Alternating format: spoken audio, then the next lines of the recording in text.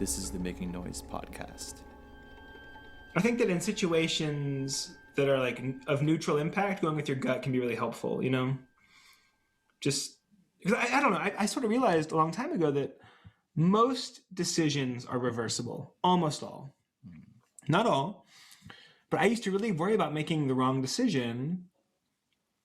But now I just try to make the best decision. I don't have to make the right decision.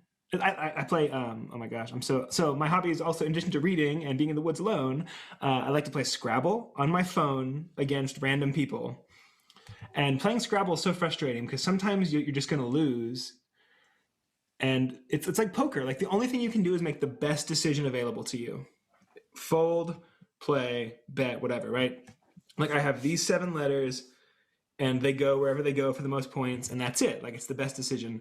It doesn't have to be the right decision. It's the only one available to me.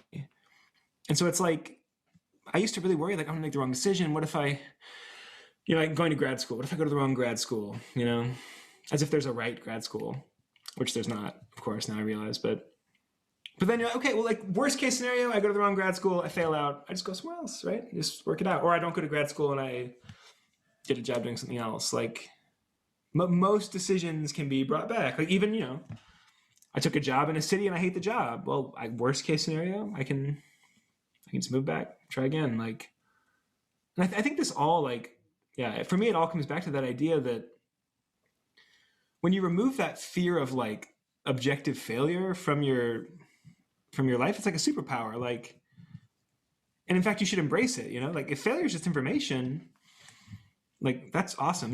There's this book, Peak Performance, by Brad Stulberg, Steve Magnus, really good book.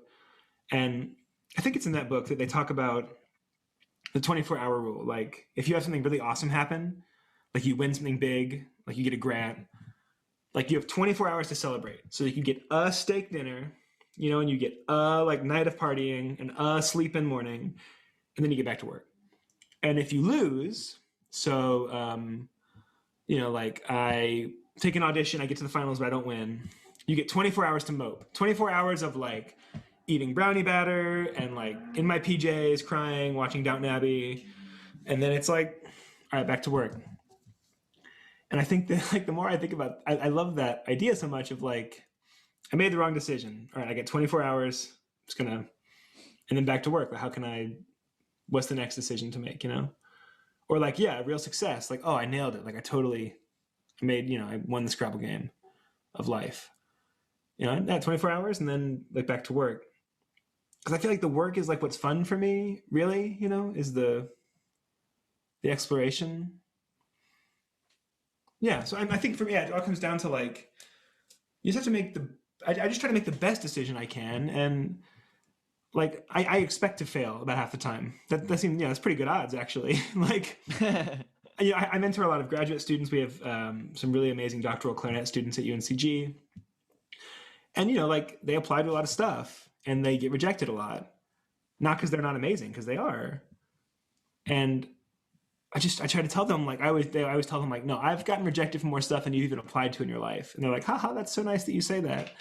But I mean it. Like most of my academic career, it's like I applied for a grant, I didn't get it. I have to think of something else, I applied to a competition, I didn't get it. I applied to a job, I didn't get it. And when you sort of realize that like that's just like part of the growth process, you take 24 hours and you work through it and then you try again.